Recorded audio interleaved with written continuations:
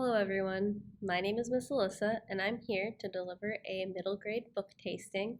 Book tastings are where we read a chapter of a specific book that we are recommending and just giving you a little look at what it is. Today I'm going to be doing my book tasting on Can You See Me?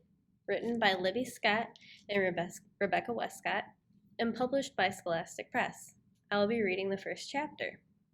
This book is available as an e-audiobook on Overdrive and Hoopla and is a physical book that you can get from our library and pick up through curbside or grab during a grab and go. A little bit more about this book. Tally isn't ashamed of being autistic, even if it complicates life sometimes. It's part of who she is. But this is her first year at Kingswood Academy, and her best friend, Layla, is the only one who knows. And while a lot of other people are uncomfortable around Tally, Layla has never been one of them, until now. Something is different about 6th grade, and Tally now feels like she has to act normal. But as Tally hides her true self, she starts to wonder what normal means, after all, and whether fitting in is really what matters most. Libby Scott, who co-authors this book, is a young woman who has autism and has become an author and advocate for autism. She uses her experiences with autism to write Tally's story and help readers understand her point of view. I would recommend this book for grades 4 through 6. So here we go. Chapter 1. Look up. Go on, do it now. Stretch back your neck and stare up as far as you can see, and then a little bit more. That's where you're going to have to look if you want to find Tally Olivia Adams. Up where the sky begins. Up where the only rule is gravity. Up where the world seems small and not so important. Up where the possibilities are endless. It is the final days of summer kind of afternoon. Fluffy white clouds are scudding across the pale blue sky, and the air has a hint of something fresh, something new. A normal day on a normal street in the backyard of a normal house belonging to a completely normal family. Read that last sentence again out loud to yourself. It's funny how if you say it enough times, the word normal sounds anything but. So, a normal day. But the girl standing on the roof of the shed in the backyard is not normal in the slightest. She is a warrior, fierce and brave, surveying the land before her.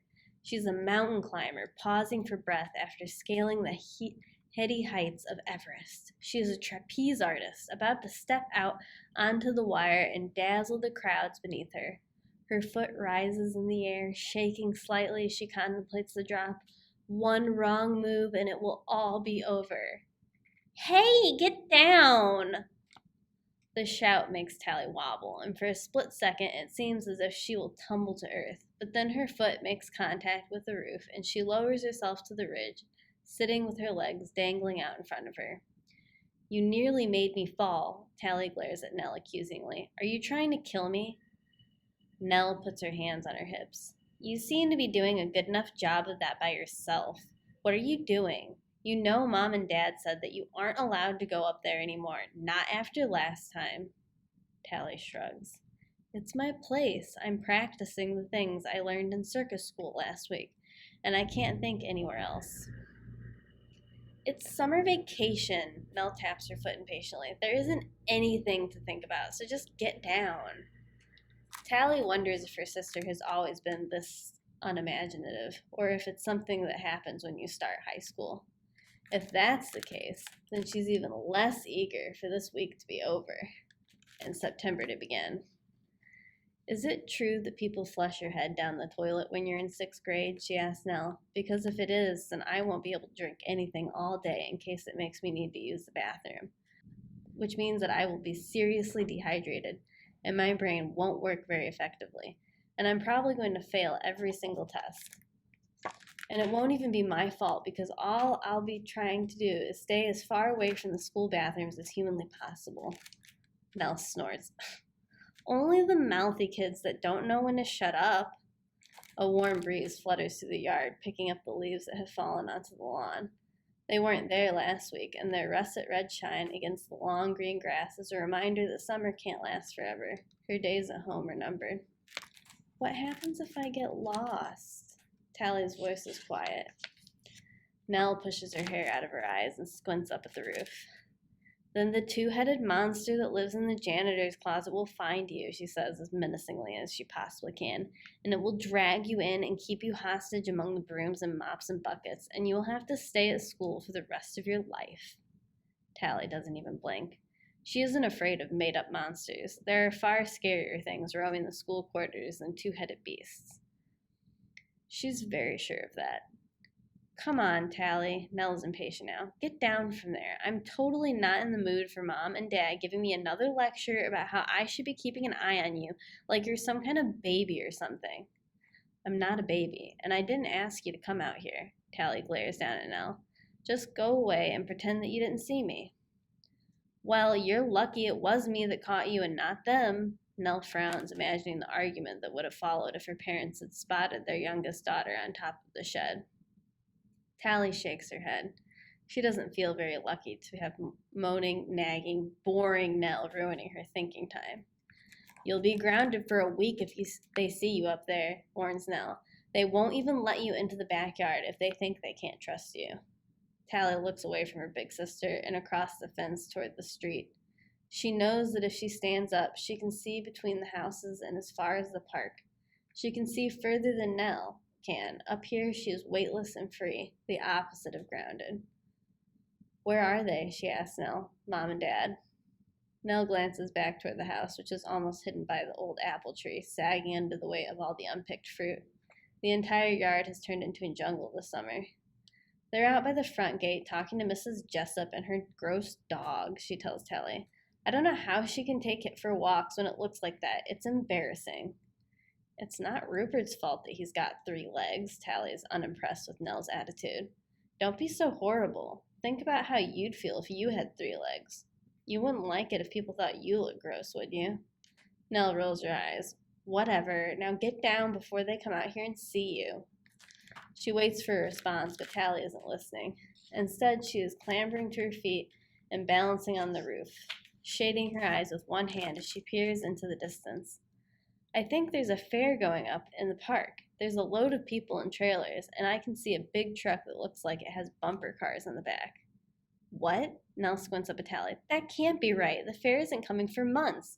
And will you please get down before you fall off and I get the blame? I'm not going to fall off, and I can see the fair, actually. Are you sure? Nell strains to stand on her tiptoes and look in the direction of the park, but she can't see a thing. The fair is one of the few things they both agree is a good thing. It doesn't matter that Nell is 14 and Tally is only 11.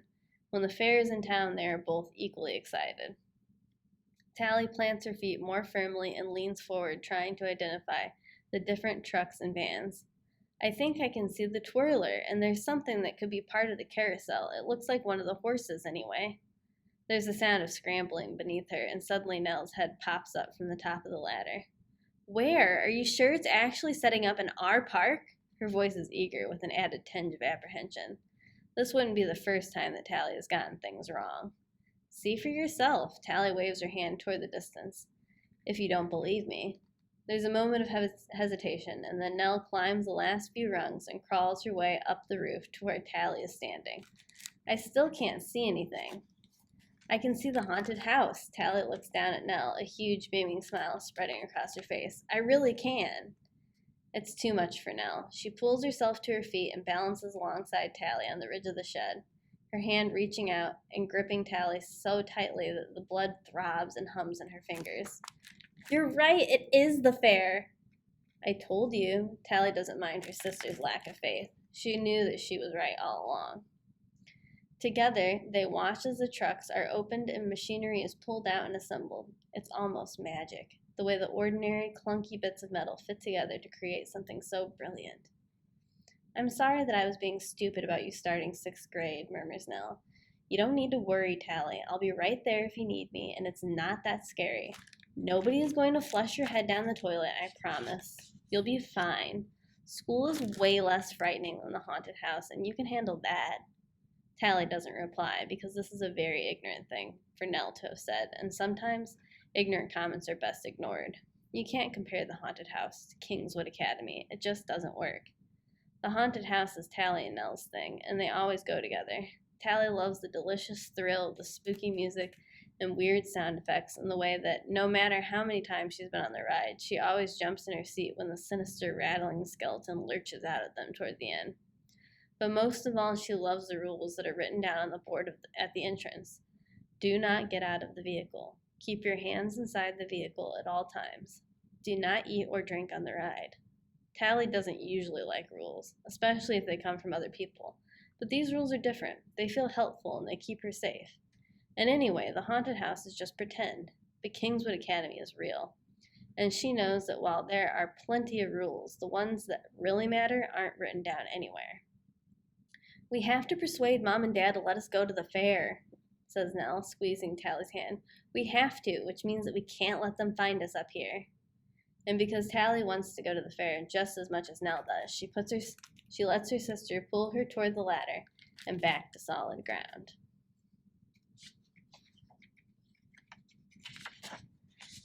Date, Friday, August 29th. Situation, end of summer vacation. How I feel. Relaxed, but a bit nervous. The summer can't last forever, can it? Anxiety rating. A nice, chilled out 3 with a hint of 4 creeping in if I think about starting 6th grade next week. Dear Diary, Tally here.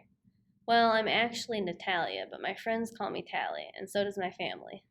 Let me tell you about my family. I live with my mom, Jennifer, my dad, Kevin, and my annoying big sister, Nell. She thinks she's always right, and even when she is, I pretend that she isn't.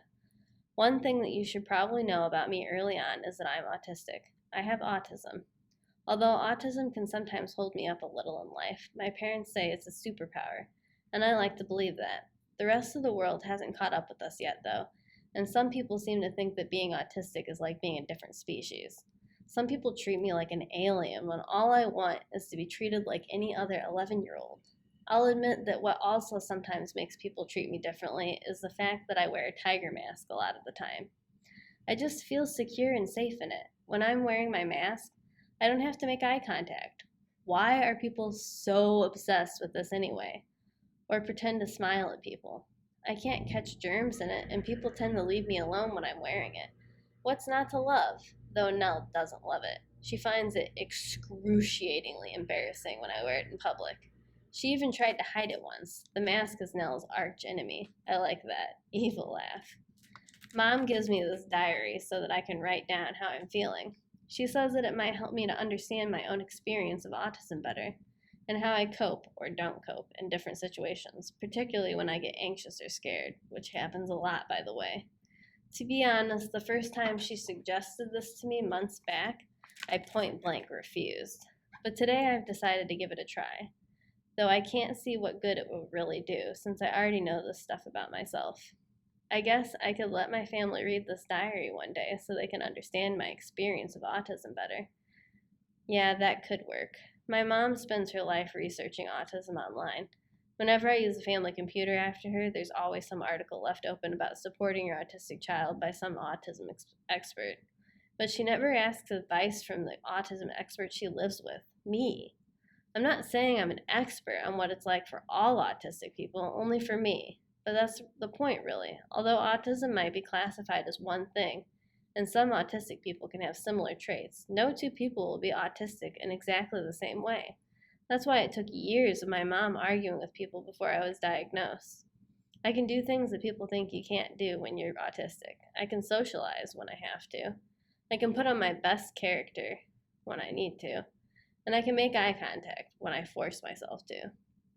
I have a spectacular sense of humor, if I may say so myself. And don't even get me started on the idea that autistic people can't feel empathy. I'm so full of it at times that it drowns me. Okay, so maybe there are some things I'd like people to know about my autism. Let's call them autism pros and cons. I'm going to write them down as I think of them. Tally's autism facts. Sensory stuff. Pro. I have better memory, sense of smell, eyesight, sense of touch, hearing, and sometimes taste than others might. I told you that autism is a superpower. I can hear a piece of music and play it instantly on my keyboard or ukulele. I can mimic voices, which I sometimes get in trouble for. And I can remember where and when we bought every one of my stuffed animals, and I have over 100 of them. I usually remember to celebrate all their birthdays too, except that time I forgot Billy's. I was devastated. Con. I can feel even the tiniest of things, and it annoys the heck out of me. Seams in socks, a crumb in my shoe, labels in clothes. If we go on vacation and the mattress isn't exactly like my one at home, I can't sleep because of all the lumps. Mom says I'm just like the princess in the Princess and the Pea story. Having excellent hearing isn't always so great. It makes it impossible to block out other people's conversations, even when I'm all the way upstairs in my bedroom. And when that conversation is mom and dad having an argument about me, then it's even worse. Yet, also intriguing, I have to admit. But when I let on that I've heard, I get accused of eavesdropping, which is disgraceful, really, considering I can't help it. So that's the end of chapter 1. If you are interested in reading this book and you really like it, please let us know at kids@lcplin.org. We'd love to hear from you. Hope everyone is doing really great, and see you next time.